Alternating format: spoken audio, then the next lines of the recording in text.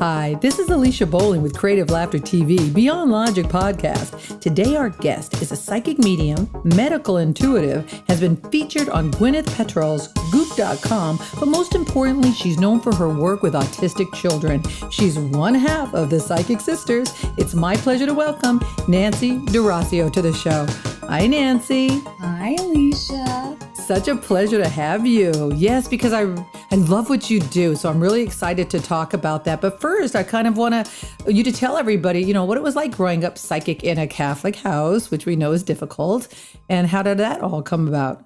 Well, most of the time you didn't tell the truth, quite frankly. Right. I mean, you would see things, hear things, and for a while we just thought everybody could do this, but it was tough because we did grow up in a pretty traditional Italian family, and we just really loved the psychic realm anyway, me and my sisters.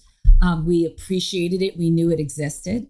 But we tried not to look for anybody's approval because we figured it wasn't going to be easy, no matter what, So besides the sisters, did the actual parents know? They did know. I think my father and my mother both had special gifts. They didn't do it for a living like me and Julie do, but they knew certain things before they were going to happen. I think my father was the most psychic. He died fairly young, but he was an amazing, intuitive guy. But he would never look at it like he was psychic. He would never say that, Do you feel like your father is kind of guiding you from the other side? Oh, he is like nobody else's business, I gotta tell you. He's an incredible guy. He's even in the afterlife. I feel him in ways that it's pretty emotional even talking about it because he was just such a special guy, and really he would have dealt with anything we dished out. I'm doing this about 27 years, and Dad died 25 years ago, wow. And he was really in my camp. What did he die After of? a while, he had mesothelioma, the cancer you get when you've been exposed to asbestos. So, wow. Yeah, it was pretty nasty throughout his, he worked in printing industry. And so, yeah, it was pretty tough. That was a very tough time for all of us. But I feel him with me all the time. I don't feel the same kind of sadness other people feel. I can totally, some people may not be able to relate to that, but it's been really, it's been a journey, let's put it that way. But I felt like my ability was enhanced after the passing of my dad. Let's put it that way. I felt like he was like the angel that I really knew was there for me all the time. It's funny. People are really weird about that. Everybody has their own way to grieve. Everyone has their own way to accept this stuff. I remember once talking about my sister's passing. She had committed suicide I guess they thought it was a very nonchalant way. Well, first of all, it happened a very long time ago. Yeah. And the whole situation took such a toll that now at my age now, I'm able to talk about it very nonchalantly, but people are like, what? How could she do that? So I totally understand what you're saying by that. And especially since a situation like that, I actually had time with my dad. I had time to talk about it. He was sick. There was an expectation of lifespan. When somebody just takes their life so quickly, we don't have any outlet. And that's what makes it more difficult, especially when you first lose them, because you have no place to go for the answers. And that's why people seek out, us to say, okay, can you give me something that nobody would know, or, just to really know that these people do not leave us. They do not go. And I think that's the most important thing to know. Well, you said, I thought this was so funny. In third grade, you and your sister, different people would come to you for different issues, and you would give them this advice, but you didn't quite know what it was. No, I think that's picture so that funny. At 9 years old, like when you think about third grade, you're 9 and 10 years old, whether it be, a boy problem, a home problem. Julie and I just kind of, that's my sister. I'm sure we'll get to that, but she really, she and I just knew what to tell people. And we didn't know necessarily that it was a psychic incident because we weren't talking about mediumship or passed on loved ones. It was really advice. And that's when I knew the psychic part of this for both of us was really strong. we would be right about silly things, even silly things. It's funny because most people are trading Barbie dolls, not information. So that's why it's super funny to me. And that they took the information and believed it. Oh, they would sit there with bated breath. Alicia, what do you think, Nancy? What do you think? And that's obviously still holds true today, because it's what we do for a living, and it's great to give people advice. It's not just about the gloom and doom. It's about what's your next life expectation? Where are you going? Do you want to change anything? How do you feel? Actually giving people the ability to feel like they have control. And I think that the psychic realm really does allow us also to choose. Certain things we do not have control over, but a lot of things we do. Our life and our experiences. And I may be able to see things just clearer than others. That's how I look at it. It's funny because people always say, well, aren't you afraid of readings? Aren't you afraid what they're going to say? Why does everybody always go to that? The news is going to be bad. Why don't they ever go to it's going to be a good thing? It's funny that you say that, because normally a lot of people just feel if it's not broke, don't fix it. Well, that's true. Right? Yeah. We've heard that terminology, like why open up the Pandora's box? Why open up the can of worms? Well, sometimes people come in something desperate is going on, and they feel not that I'm going to make that decision for them, but in the back of their minds, they kind of know what they want to do, and they just want to hear my opinion. I call it my psychic opinion. And I got to tell you, it's been a pretty fabulous ride, so I can't really complain. But it is, people are just afraid because they think negative is what this realm can be. And granted, sometimes there is some negative slants, but not necessarily anything bad, So, well, you said at 27, you were attracted to We Don't Die. What does that mean? Well, there was a book out by a pretty famous psychic who's still on the circuit many, many years ago. He's been around for a very long time. His name is George Anderson. And he wrote a book called We Don't Die. And I was just obsessed with the concept of it. I had already been reading people, but I felt as though people needed to know that the afterlife was as real as me and you talking to each other right now.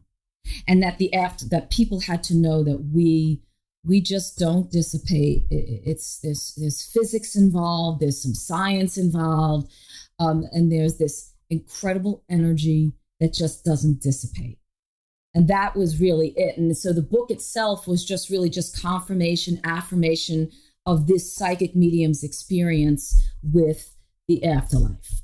And it was done very well and chronological in his life, and just made a lot of sense to me. And I just at that point knew I knew I wasn't alone anyway. I was just so interested in starting this work and knowing that I could help people. And what do you say to those people who absolutely insist there is no reincarnation, there is no life after death, and they're very adamant about it too? Yeah, I think that, again, that comes with upbringing, that comes with lifestyle, that comes with the people you're exposed to, whether it be religion or not. Because if you come from a religious upbringing, chances are you believe in something, whether it be the God force, that there is an energy, a consciousness that exists. The people that do not exist, I really try not to get on my soapbox that much, because I have to pray for them, because the faith in my loved one I know is around, and I just feel bad for anybody who doesn't believe that. That's my take on it. You try not to convince people want to come to you. Maybe I could prove it to them in some way, but I try not to torture them or myself, and just hope that they figure it out at some point. Usually, Alicia, I got to tell you, it's usually when somebody comes to me that they lost somebody that they didn't expect to lose, and they want to believe in their heart of hearts that they didn't just disappear or leave this planet and never never to be seen again, So that's when they get serious about it, when it hits them. They can say, oh, I don't believe in that. Oh, that doesn't exist. But then if something happens to them, oh, they do want to believe it now, don't they? Right? Yeah, that's it. Oh, that is so true. Oh my God, I can't believe you said that. Well, growing up with your sister Julie, you had told me a story about your sister and the tarot cards. Tell everybody about that.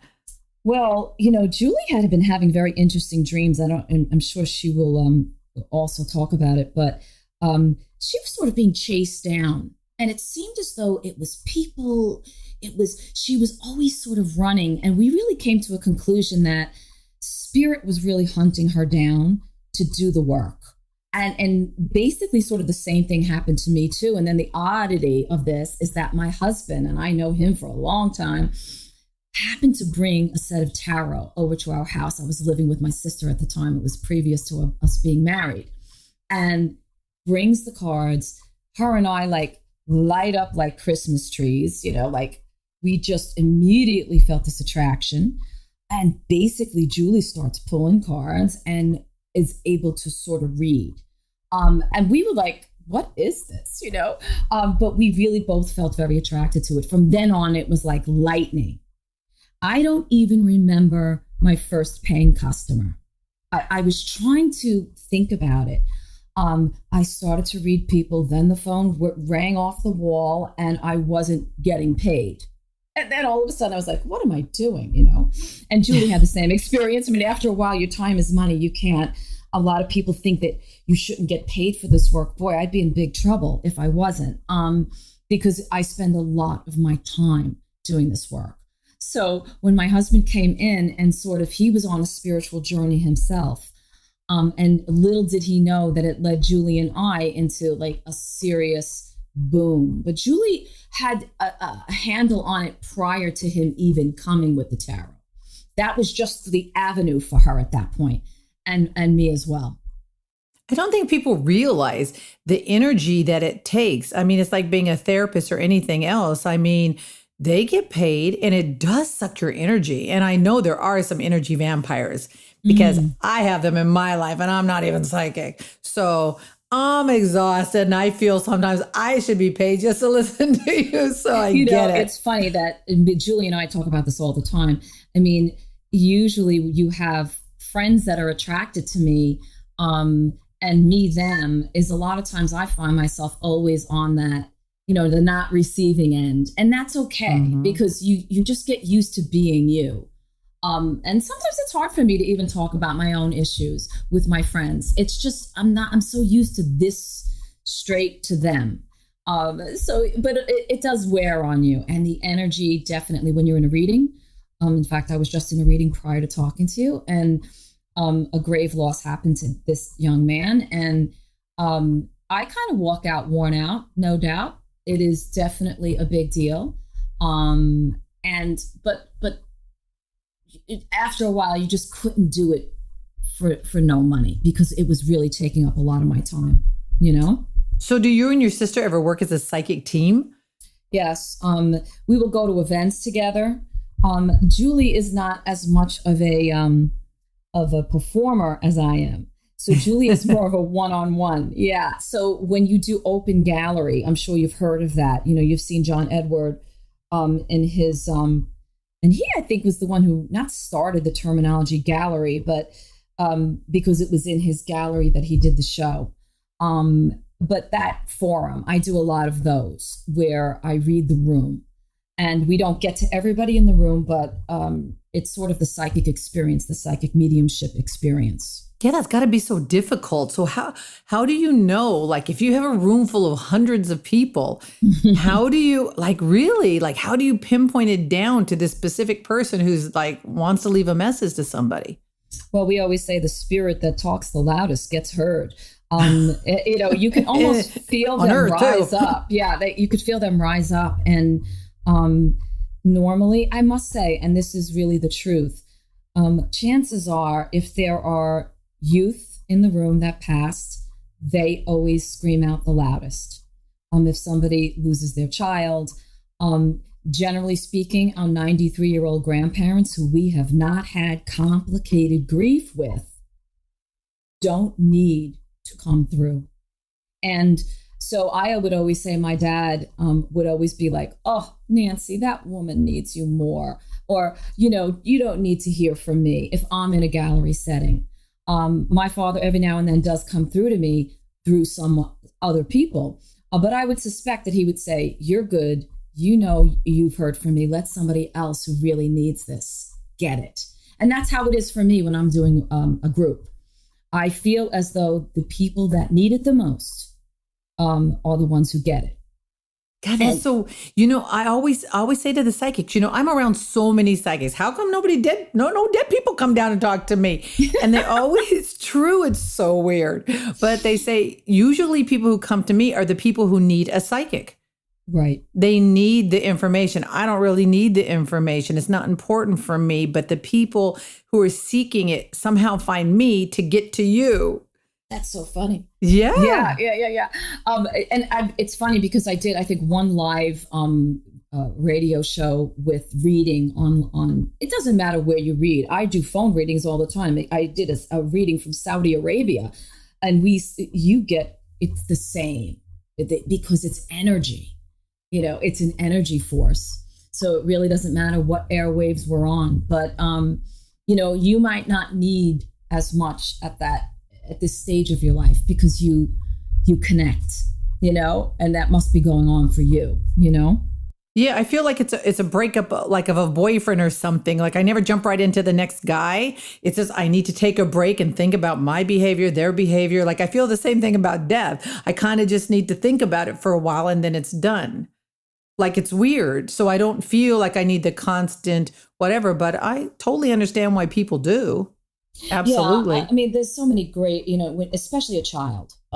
It's probably, it's got to be the worst for and everybody. It's unanimous that we all feel the same way about it. And a parent that could just get some kind of peace of mind, whether it be the simplest symbol, the simplest thing that a child was buried with. And that happened to me the other day with a baby that was born too premature and didn't make it. And the mom, it was very specific what she had put in with the baby, and I knew it. So it's not, certainly we're not bragging about this. It's a really big deal, and it's something that we know we need to connect.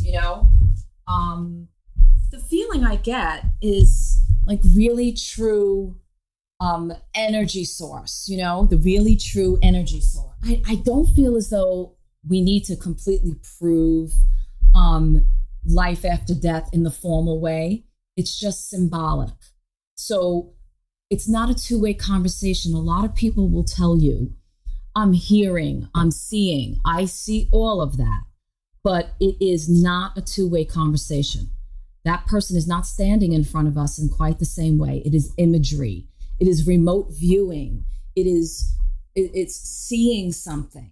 It's so much all in one. Right. You grew up with a lot of people who we won't mention who are famous, and it's kind of make or break, like you say. They plant people in audience, they make things difficult for you, they're always trying to test you. And many of these reality shows where you actually go on with your husband ends up breaking up your marriage. Like it's a very hard path. It is, because reality TV in general is just really scary because it's too revealing. And if you have the wrong producer, and I know these people, I know exactly who, we're not going to name names, have been through a lot. And one of my dear friends, she really knew how to run her show. And so I'm happy that she had control, but not everybody does, of what I see. And they think it might be a good idea at the time, Alicia, but then they go, oof. And then they talk about plants in the audience, like you just mentioned, because these people are on such a grind that all of a sudden they need a throw in to make the show happen. When meanwhile, all of these people actually have talent, but now they have to make it so grandiose and so Hollywood that they have lost their control. And it's tough. They didn't start off as bad people, you know? Right. It's hard having to prove your gift or always being, I mean, it's just the psychic world in general. That's why I'm always standing up for them, because I think it's crazy. You're not having to prove yourself in any other profession. Why is it that you're having to so prove yourself in this? Well, you and I both know it is definitely not the norm. And we have a really difficult time at proving it. So, because I just feel like I prove it every day. But then somebody may come in and say, oh, you might have known that name. Or, oh, you know, there are many psychic debunkers. And they want, you know, I don't know if that's just a fear. Do we all want to just believe that we die and the lights go out? I just don't feel that it's something I would want to believe. So it makes me happy that I can prove it to people every day. They walk out of here saying, I feel a weight lifted. If you can feel that weight lifted, then that is huge. You know, that's my favorite thing. When somebody says, I felt miserable before I came here and I feel great as I walk out your door. To me, that is, I've done my job, and it's worth it. That is, and a hard job you've had. I mean, you're an amazing woman. I mean, I know you really are. I love the whole thing that you do with autistic children. You yourself have 2 autistic children, and you told me that typically the second one is worse. I have actually never heard that before. Tell everybody about, your work with the autistic children, and they are really psychic. Oh, we have, we'd need 3 other shows with this too. It's been a phenomenon actually with my kids. My older one is Asperger's syndrome, and my youngest one, who is going to be 19, he's really kind of the main event, because he is just, he's nonverbal. He does have language, but he's nonverbal. But we have found a form of communication for him. And we are finding not only is he brilliant, but he is incredibly, he's got psychic ability. He has, I feel, healing ability.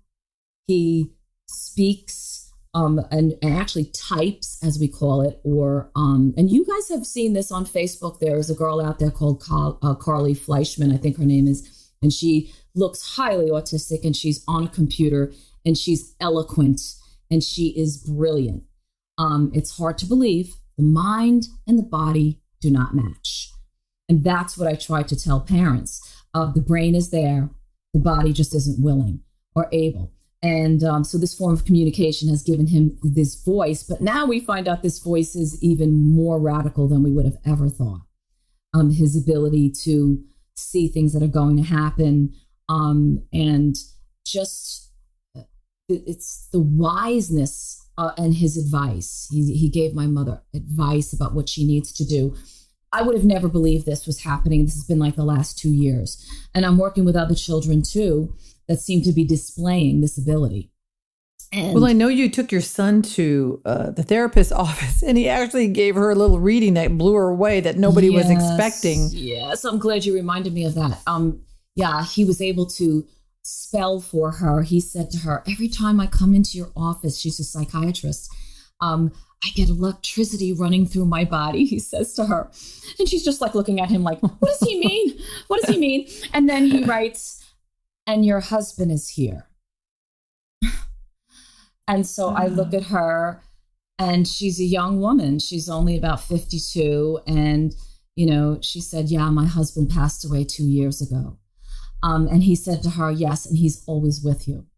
So when I say he says, he spelled for her right in front of her. And it was just a really incredible, she was crying. I was crying. She needed that. She needed that so bad, knowing that he was still with her. And there's really no way he could have known that. And that's really what we're talking about. So do we think, the question would be, maybe from some of the audience would be, is it genetic? Do we pass it on? Probably, possibly. But I feel like with him, because he's been in soul silence for so long, he hears in an intuitive way with a higher sense of hearing. And now, because he's my son, it's very possible that he just has, it's the combination of the gifts, the ability to know things before they happen. I think it's part of the brain, and I think it's spirit. So it's a combo. You know, I have a friend who's a pet psychic, but she actually has a camp for autistic children because she's come across so many autistic kids who are psychic. And she says working with the animals and their intuitiveness just opens them up, and their personalities just flourish. Right. Animals are so healing. And they, I think because there's a sense, we know all animals have that psychic sense. They don't need to hear it. They don't need to see it. They just know it. And that was actually proven with the tsunami, that the elephants migrated up away from, they're just amazing. Animals are amazing. So I have no doubt that it's a combination of some, what an animal can do. I don't want to compare, animals or humans, but they are so similar. And my son, my young one, I always knew he was really smart. I could see it in his eyes. And the frustration started to build. And then we found this method, which was just incredible. And we're happy that he's now able to actually express also his abilities, his desires, but also the gifts that he has. It's been quite a ride, no doubt. Well, you yourself, you say you do automatic writing. What is that exactly? Well, when I'm sitting with a client, all of a sudden, just happened today, I said, your mother is gone. She's very connected to you. Who's Michael? Who's this? Who's that? I start to write it. It's just like sort of, I call it like just whatever comes to my head comes into my pen. Is it kind of like the Hollywood medium where he's scribbling, or are you actually writing notes? I actually write notes. I actually write names. I write initials, and it seems like it's frantic. I think Tyler does the scribbling. There are a few psychics that do that for the ability to focus. So when you see the scribbling, they are getting into almost like a mindset, right? And I think Tyler does write a little bit as well. Like he'll actually write a name or something, but the scribbling is pretty common. I usually write. I don't scribble. Every now and then I'll start to write a circle, and then I'll have a name in it or an initial or two initials, depending. That's really how it works for me. But some people, it's almost like it begins as a focus and then it turns into actually writing. And it's almost 100% accurate. Whatever I write is normally right there, Oh, that's interesting. Well, you said you read somebody who I absolutely love. I know everybody thinks she's kooky, but I'm sorry. She's fun. Shirley Maclaine. Yes. So how was that reading? Yeah, it was actually really cool because of course I knew who she was. So I'm sitting with her and we got real personal. I actually said to her, I see Chicago, and something was going on in Chicago. And it was work related. And I did see, it's funny, we're doing this now. I saw a podcast and a web thing and all kinds of, almost like a whole workbook. And she was she was putting something together at the time and not telling anybody because it was, which was cool because a lot of things about her, of course, you can find out. And so some of the things about her family members that I would not have known. So that was a lot of fun. And she kind of dug the fact that I wasn't talking about her celebrity. A medical issue came up. And, it was really, really fun to read her. And, she was so gracious and so she just was staring at me while I was talking. She was so really caring and interested. Very sweet. I actually saw her in a plastic surgeon office once, and she was so good. I walked out and I was like, "Oh, Shirley." She goes, "Hi." I was like so shocked to see her. What? Yeah, she's a pip, and she just was really sweet. I mean, they were getting to the point where okay, enough already. They almost had to pull her away from me because we had others waiting. So it was a corporate event, and but she was just really, really gracious and. I can't really reveal the things I said. It would be too much, but but it was really, she was just really sweet. I was dying though. Can you imagine? Like the first person, remember going out on a limb was her book. Yes, I love her. And everybody at the time thought how crazy she was. And she brought all of the work that I do, and I thanked her for it, to the forefront. And now it's just like, oh, an accountant, a psychic, You know what? I just feel you always have to stand your ground. Like, I love Barry Manilow. And when I tell people this, they're like, what? They think I'm weird, but I stand by it. This guy's a great performer. He's fun to watch, and I stand by it. And Shirley stands by her stuff, and I like that. Absolutely. Absolutely. That's just really funny. Like, I agree. Like, you're at this point where if you like something and it seems a little quirky or kooky, it's your thing. You like it, you go for it. That's right. But again, at the time, it was very different for her because, it was really going out on a limb. No doubt. Yeah. Back then when she was doing it. Oh, yeah. Yeah. Not so fashionable, even at the time I was doing it. Mediumship was very taboo 30 years ago. Oh my God, so taboo. Yeah, and she took a lot of heat for that. So you got to give her credit. I do because I've never realized my son, he discusses the angelic realm. He discusses so many things, especially the Holy Mother. I happen to be a Catholic and I roll with the Holy Mother because she's the protector of children. And he basically made me know that it all exists so much more than I ever believed. I wanted to believe all of that. I believe in spirit. That's no problem for me. But getting into all of that other stuff, angelic, the God sources, I'm just happy to report, people, it's all real. That's right. It's more real than anything you can imagine.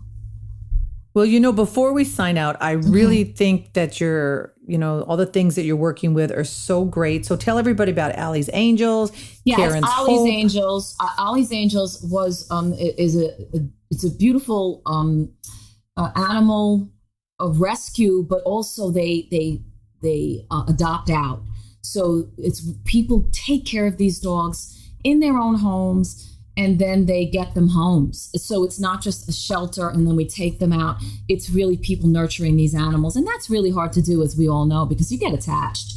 But they do the right thing. And Karen's Hope is such KarensHope.org, which is a very big, I'm doing a big event for them on May 20th at a place called Shooters in Wantagh. And we try to help these children, the autistic children that age out of the system at 21 to get themselves independent and living in independent dwellings, not a group home. We're talking about homes that we are trying to build to get these kids independent, living just like you and I with their brothers, and it's really great. And it's not this whole group home thing, even though there's nothing wrong with that. It's just better if they have their own self-directed life. I love that. Oh my God. Go to KarensHope.org, donate money, help out with that, because there is a donate button. Thing. Yeah, that's a tough thing. Oh God, Nancy, you're wonderful. Thank you so much for coming on the podcast. Thank you. It was such a pleasure. And if you want to learn more about Nancy, go to her website, www.nancyderosimo.com, book a reading, find out all the projects she has coming up. And remember, go to our website as well. Check out our group sessions, check out our Psychics of the Month. And remember, you create your life, you create your future. This is Alicia Bowling with Beyond Logic.